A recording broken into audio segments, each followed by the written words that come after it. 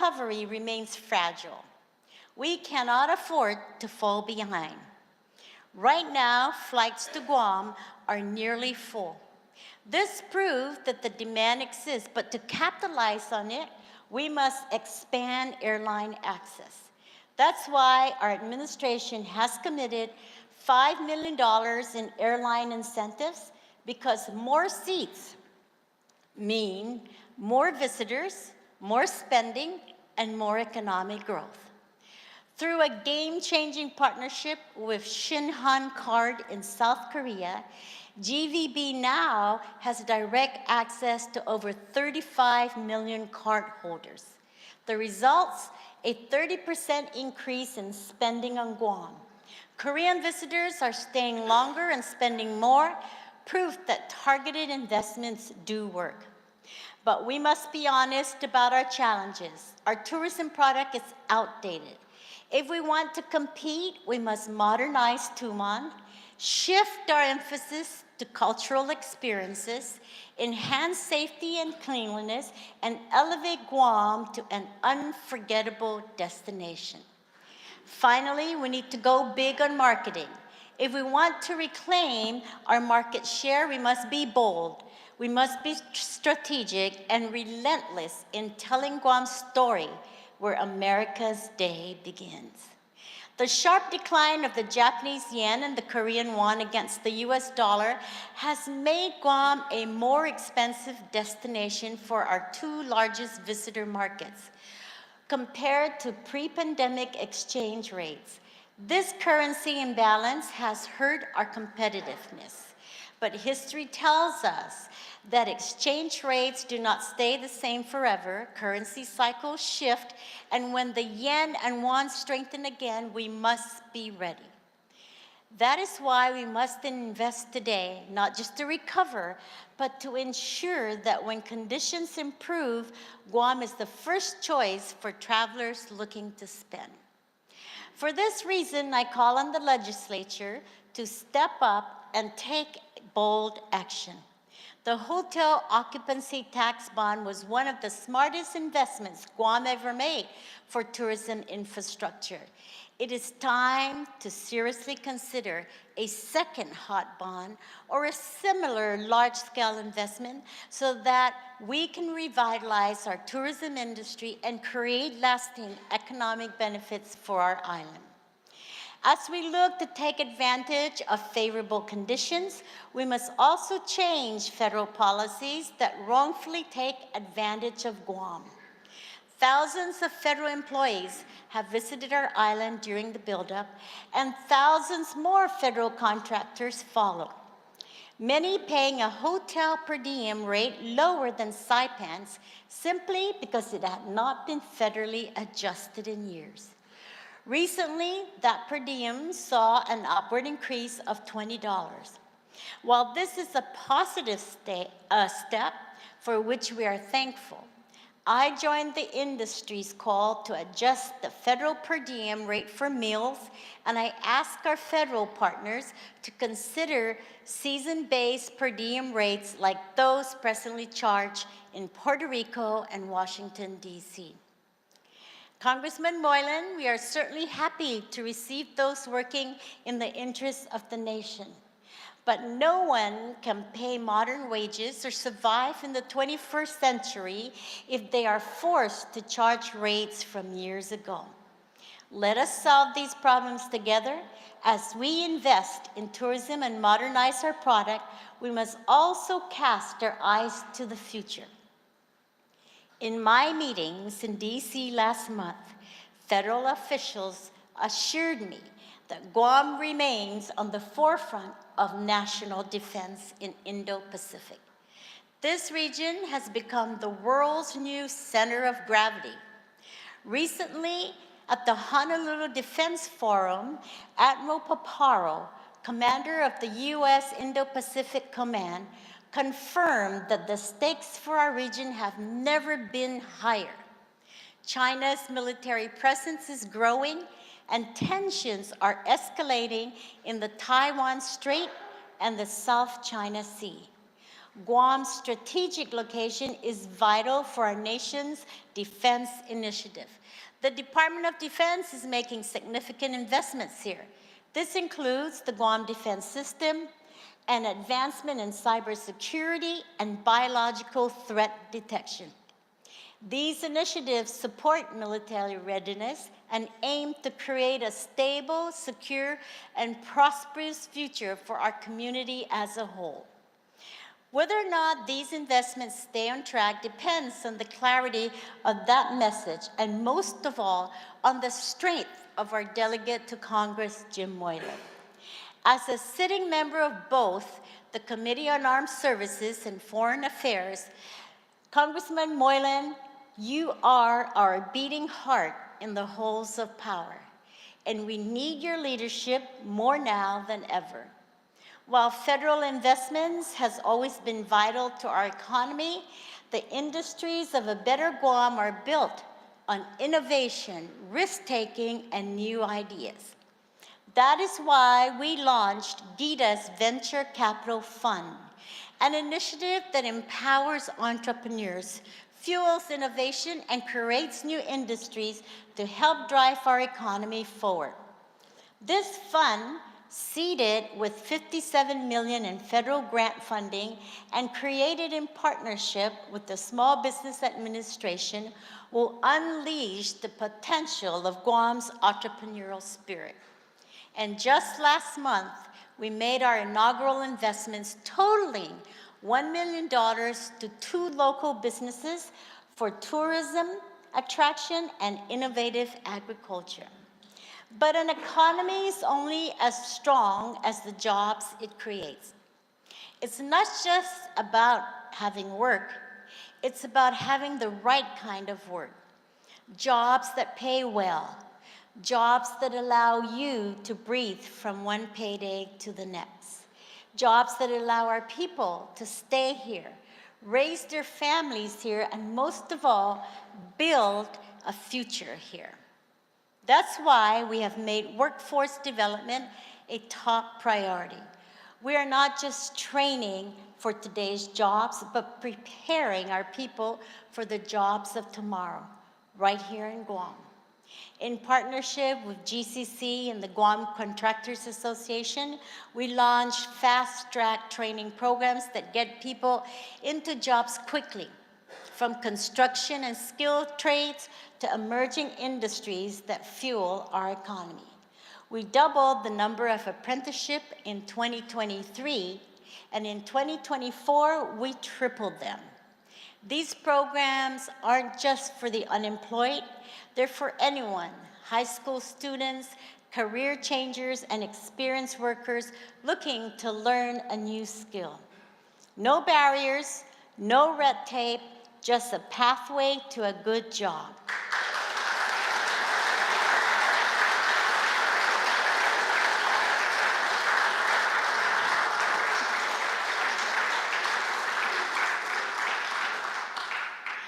It's also true that for too long, our brightest young professionals have left for opportunities elsewhere. Navigating Home, a partnership with the National Science Foundation, is reversing that trend, bringing them back to work in public service. Now we're calling on private businesses to step up and be part of this effort. This isn't just about giving people jobs, it's about building a stronger, competitive economy. Businesses that invest in apprenticeship programs have already earned nearly $11 million in tax credits. Next month, the Department of Labor will host another registered apprenticeship program, helping employers tap into these opportunities. And later this year, we will expand on the success of the 2022 Governor's Island-wide Job Fair, where over 2,000 applicants connected with over 90 employers across 14 industries. Following the devastation of Typhoon Mawar in 2023, GURA, driven by data, engaged the federal government and Congressman Moylan for community development block grant disaster recovery. funds to support our long-term recovery efforts. These essential funds will support disaster relief, infrastructure restoration, economic revitalization, and mitigation in the island next week to gather input. I encourage the public to participate because together we can build a more resilient Guam for the future. We are blessed to live in paradise, but we all know it isn't perfect. Finding an affordable home in Guam has become harder than ever. Rents are climbing, building costs are through the roof. Families who work hard and play by the rules and just want a place to call their home are being priced out. But this is what is happening. Part of it is simple economics. Not enough workers, not enough housing, and shipping costs that keep going up, raising the cost of everything we use to build a home. But there's more to the story. Federal projects are pulling labor away from local construction, slowing down new home building. And though it was not intended, the military's housing subsidies are reshaping the private rental market. Now, don't get me wrong. We support those who rent out their homes and condos to service members. They have every right to do so. But when what DOD pays determines the market rate, it pushes prices beyond the reach of local families. That's not right, and we're going to fix it. First, I'm asking Congressman Moylan for his help. We need more workers. Right now, H-2B workers are tied exclusively to federal contracted work. Congressman, we need you to amend the federal law to include civilian projects. Second, we need to make federal investments work for local families. Billions are flowing into military construction, but none of it is federally set aside for affordable housing. That has to change. We will seek a dedicated portion of those federal dollars to be used to build homes for the working families. Third, we need to fix how military housing allowances are calculated. We must work with our military partners to push for a market-based adjustment so that housing stipends help service members without making it harder for local families to find a place to live. A few generations ago, no one was left without a place to stay. Family, neighbors, friends, someone was always there to lend a hand. That was our way. But times have changed, our economy grew, our communities modernized, and in the pursuit of opportunity, something else grew alongside it, a crisis that too many still refuse to see.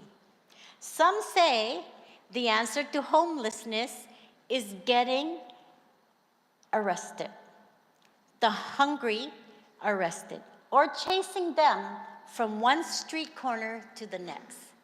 But that doesn't solve the problem.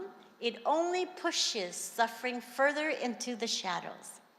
Studies show that one trauma, an illness, a lost job, a moment of crisis can be all it takes to fall into homelessness. And once someone is in that cycle, climbing back out is harder than it seems. That's why we reconstituted the Office of Homelessness Assistance and Poverty Prevention, placing it under the public health to ensure it has the funding and expertise needed to make a difference. We know homelessness is just about getting a job. You can't focus on work if you don't know where you're sleeping at night. Stability comes first. We are expanding shelter options, including transitional housing for women and children, emergency shelters, and daily feeding programs for those in need. Our upcoming Bed at Night shelter will give people a safe place to rest, allowing them to focus on rebuilding their lives. We also recognize that homelessness is tied to deeper challenges: mental health, substance dependency, and domestic violence. We are building more homes and facilities like the Women's Treatment Center, where we had a ribbon cutting just last month to address these deeper challenges. Thanks to the collaboration between GURA, the Guam Behavioral Health and Wellness Center, and the Salvation Army Lighthouse Recovery Centers, this has become a reality.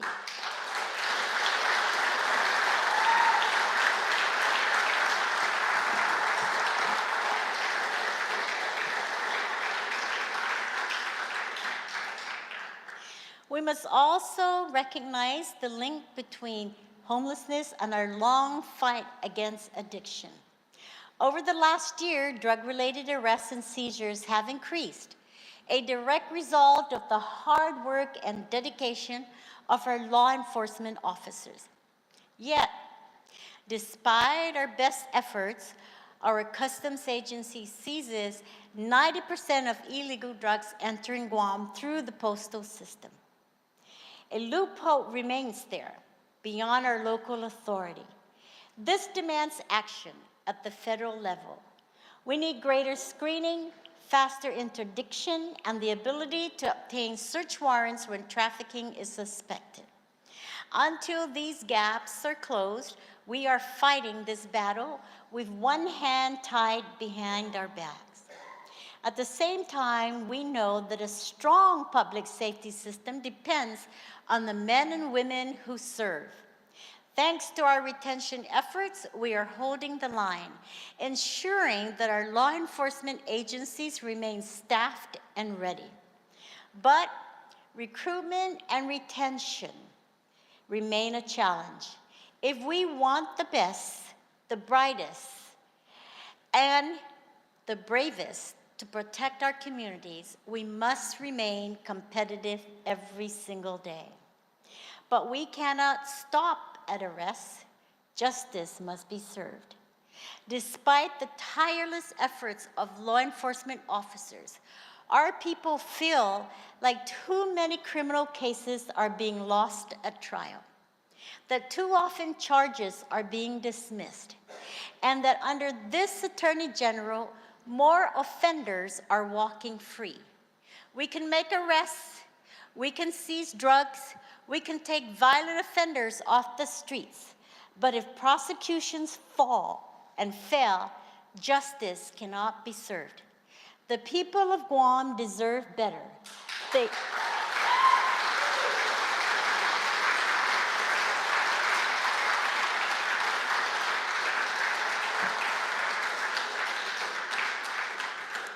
They also deserve a better approach to school maintenance. Last year, I deployed the first ever school opening readiness team, a whole of government effort that ensured schools passed public health inspections and opened their doors to our students as quickly and as safely as possible. But let's be honest, passing inspections is just the bare minimum. If we don't address the daily maintenance needs of our campuses, we will continue to see the same failing facilities year after year. That is why I asked your predecessors for that responsibility. Under current law, the elected school board is legally prohibited from interfering in DOE operations. The superintendent lacks the financial means or depth of personnel to address large-scale maintenance.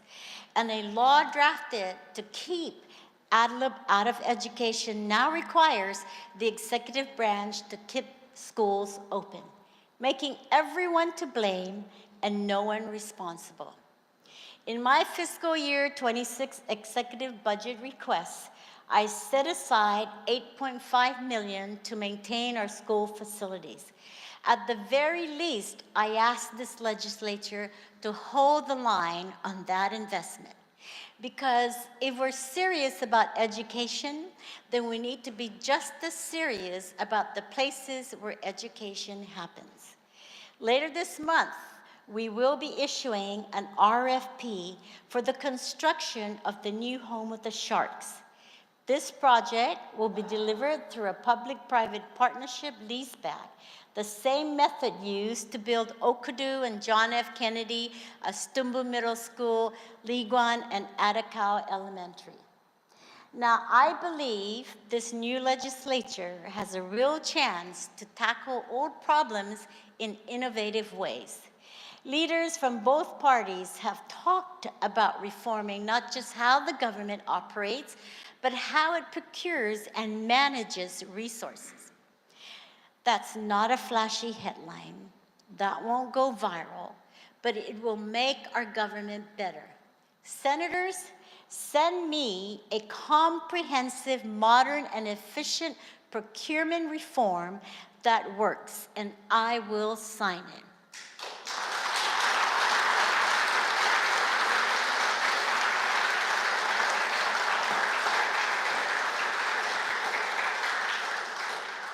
Without that, history has proven that no matter how much money we have, everything from public schools to vital services will waste away under a process riddled by bureaucracy, frivolous protests, and inefficiency.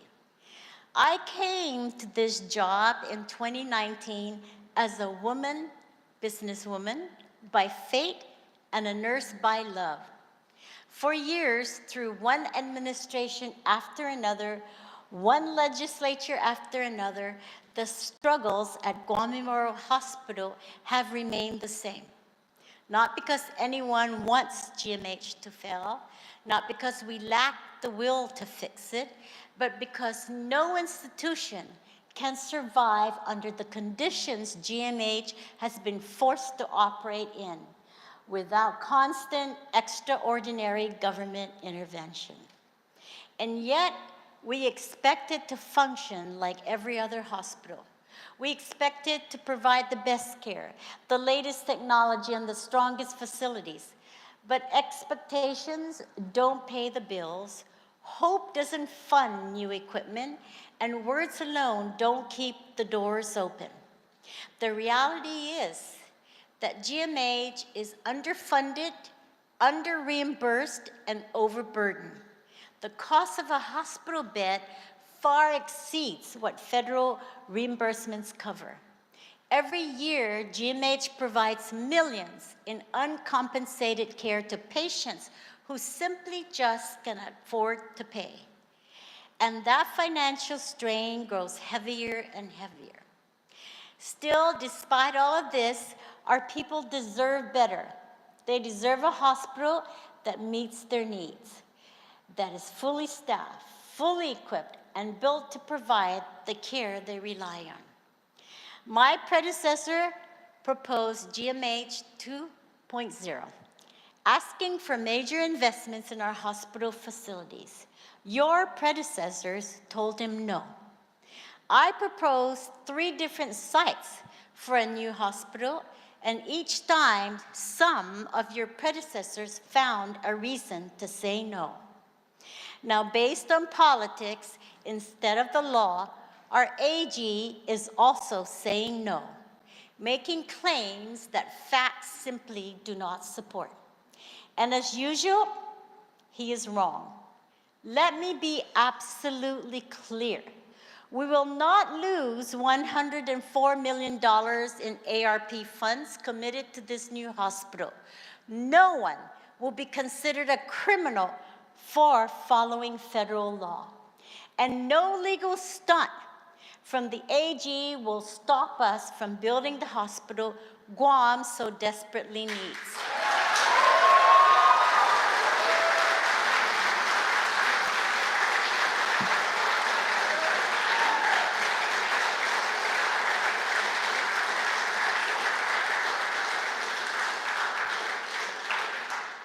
I know this because while the AG has worked to sabotage this effort, we have been working with the U.S. Treasury Department from day one. Mr. Attorney General, the people of Guam want a new hospital, and the Treasury guidelines support its construction. History would judge why you do not. I also want to acknowledge those who have helped this project amid so much unwarranted pressure to do the opposite.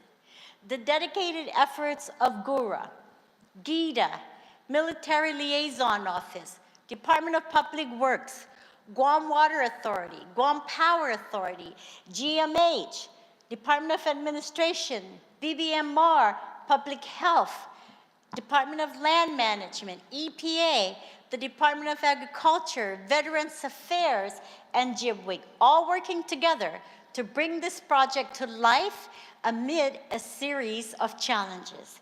Their collaboration ensures that this facility will be modern, accessible, and built to serve generations of Guam residents to come. The people of Guam need this hospital, and we will build it.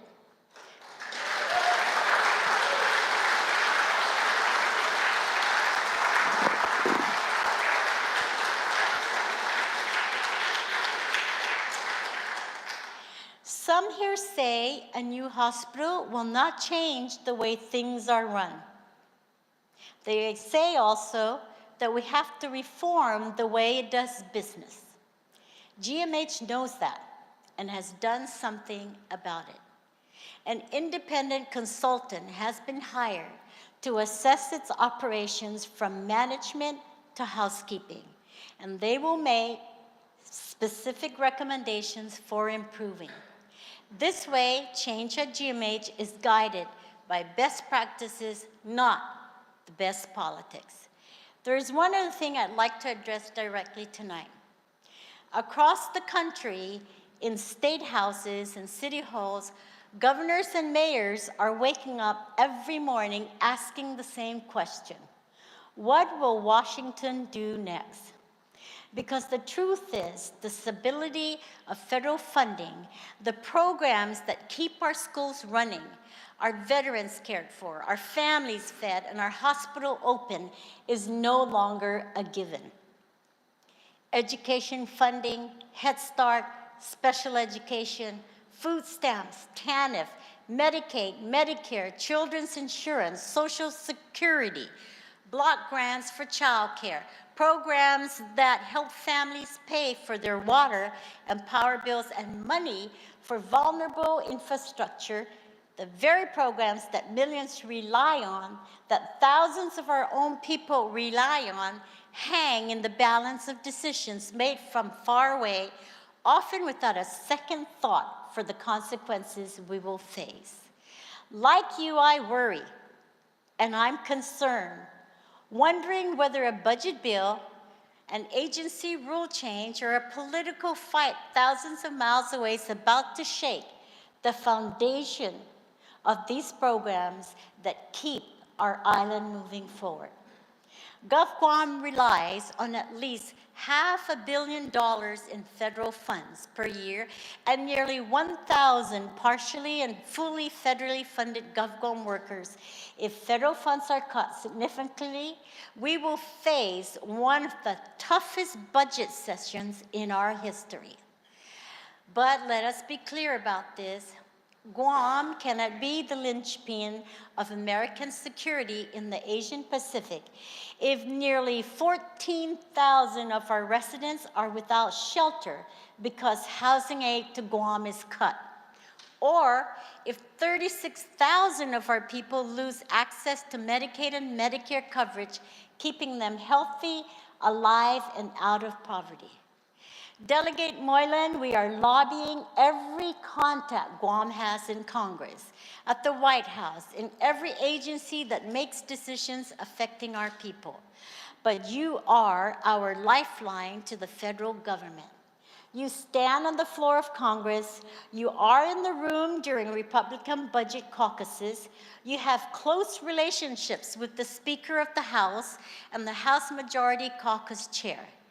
These relationships matter, and we hope you can count on them because Guam is counting on you.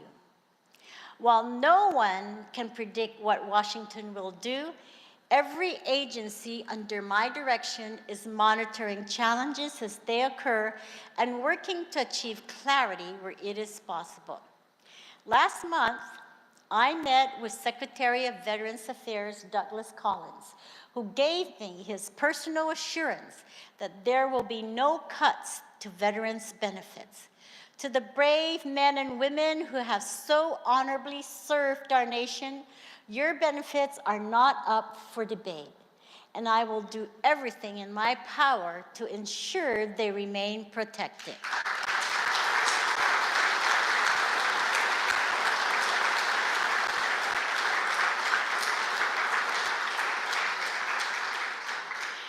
And I am not alone. At the 2025 National Governors Association Winter Meeting, I was among 45 governors from across the nation and territories to send a clear message to Congress and the administration. We will not be ignored. We, as federal policies shift, demand action, not excuses. Our resolution makes clear the federal government must honor these commitments, respect state sovereignty, and deliver for the people we serve. We need stronger emergency management, faster permitting, and guaranteed funding for Medicaid, SNAP, and TANF.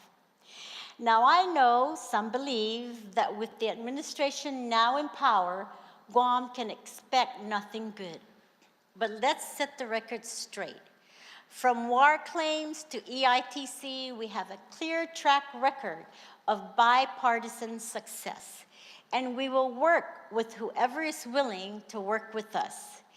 Delegate Moylan, what you do or do not do for Guam in the nation's capital will impact our island for generations. Team Guam is with you.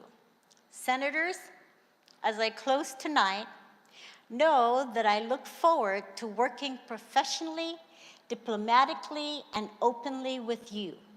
Along the way, let us remember that no matter our differences, we are bound together by shared values. We are called together for a common cause, to build a Guam where families thrive with the dignity of a good living, where homes and streets are safe, where every person has the chance to chase their dreams and help others find theirs. A Guam where every working family has the right to rest, relax, and play. Where the boy who sweeps the office floor can work hard enough to become CEO. Where a Chamorro girl can be educated and become governor. That is the promise of this island. In the spirit of Mes Chamorro, Menet Nunhit Tanagwahadzi, we have gathered, so let's provide. God bless you, and God bless Guam.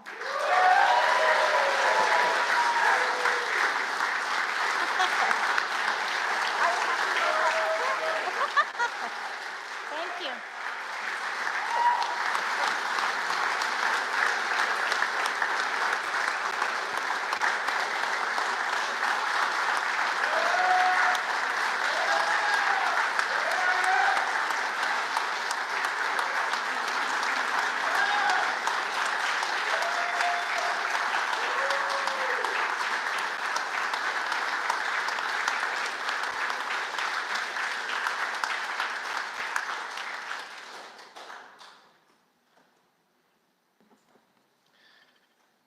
Please remain standing as I call upon Pastor Gerald Baldwin to deliver the benediction. It is my privilege to talk with God about Guam. Let's pray.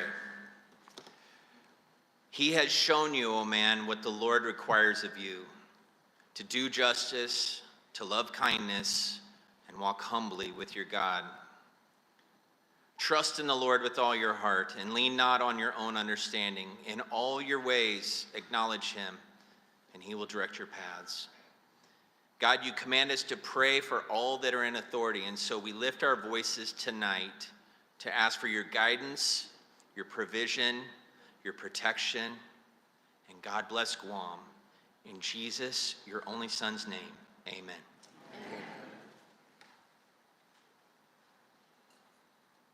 Please be seated.